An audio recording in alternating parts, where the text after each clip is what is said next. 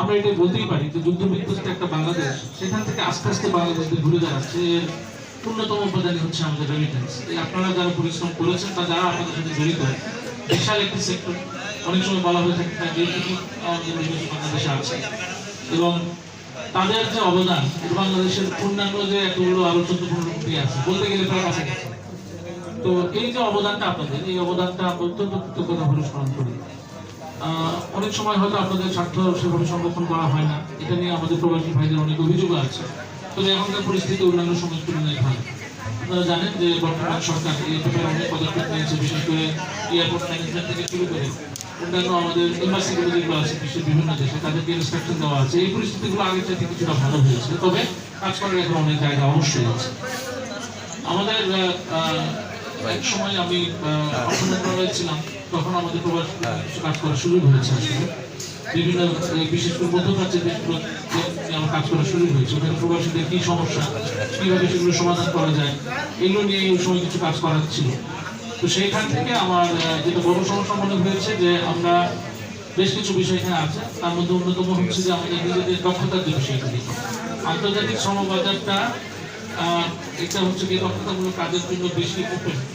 তো আমরা হয়তো যদি দক্ষতা যদি না থাকে তাহলে এভারেজ টাইপের একটা হয়তো কোনো কাজ করবে, কিন্তু আমাদের যদি দক্ষতা থাকে তাহলে দেখবেন যে সেই কাজের জায়গাটা আপনাদের এত প্রসারিত হবে।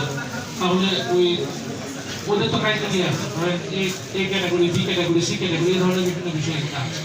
নিজেদেরকে ভাষায় এবং ওই যে দক্ষতা তারা চায় এই অনুযায়ী অ্যানালাইসিস করে যদি আমরা ট্রেনিংগুলো নিই, সেই অনুযায়ী ট্রেনিংগুলো দেওয়ার পরে যদি আমরা বিদেশে যাই, তাহলে আমাদের ইনকামের মধ্যে পার্থক্য প্রায় 8-10 গুণ হয়ে যাবে। তো এই জায়গাগুলোতে আমাদের কাজ করা শুরু আছে। যেহেতু আমি বিদেশ যাবো, আমার টার্গেট যেহেতু বিদেশ যাওয়া, তাহলে কিভাবে গেলে আমি ওখানে কি আরো ভালো করতে পারি, এটা একটা বিষয় আছে। তো এই কাজগুলো আছে। এই ক্ষেত্রে প্রি ডিপার্চার ব্রিফিং যেগুলো হয় বা প্রি ডিপার্চার ওরিয়েন্টেশন যেগুলো করে লিমিটেড বিভিন্ন সংস্থার মাধ্যমে আয়োজন করে, এই জায়গাগুলো আরো বিষয় আছে। আপনারা যখন ওই পারমিট যেগুলো বিষয় থাকে, তারপরে চুক্তি স্বাক্ষর করতে হয়।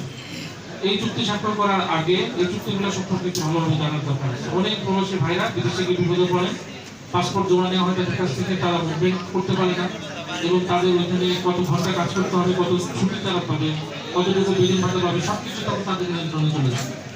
এবং এই চুক্তিগুলো দেওয়া হয় এয়ারপোর্টে দিয়ে অনেক সময় দেওয়া হয়। প্লেনে ওঠার আগে বলে দেবে তাড়াহুড়ো করে দিয়ে বলে একটা চুক্তি স্বাক্ষর করা, কিন্তু ওইটা ওই সময় করার কথা না। এই চুক্তির কপি আপনার কাছে আগেই আসার কথা, আপনার বিএমইডির লোকজন আছে তাদের কাছে গিয়ে বোঝার কথা যে চুক্তিটা তো আমার স্বার্থ সংরক্ষিত হচ্ছে কিনা।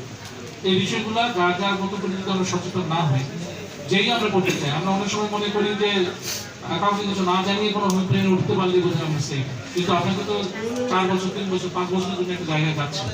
তো যাওয়ার আগে আপনাকে চিন্তা করতে হবে। আমরা যদি নানার বাড়িতেও যাই তাহলে তো একটা চিন্তা করি কয়দিন থাকবো এখানে, নানার বাড়িতে থাকার মতো ঘর আছে কিনা, বা কোন ঘরে থাকলে নানির কি ওই ক্যাপাসিটি আছে কিনা যে আমাকে মাছ দিয়ে ভাত খাওয়াতে পারবো। ছোট্ট 2-3 দিনের জন্য বেড়াতে গেলেও কিন্তু আমরা চিন্তা করি। তাহলে 5 বছরের জন্য একটা জায়গায় যখন আমরা যাই তখন দেখতে হবে যে আমার জন্য সেখানে উপযুক্ত পরিবেশ আছে। তো এই বিষয়গুলা যারা কাজ করেন, বিভিন্ন প্রতিনিধিরা এখানে আছেন, আপনারা প্রবাসীদের বিভিন্ন ধরনের সেবা দিয়ে থাকেন। কেউ রিইনফ্লেশনের কাজ করেন,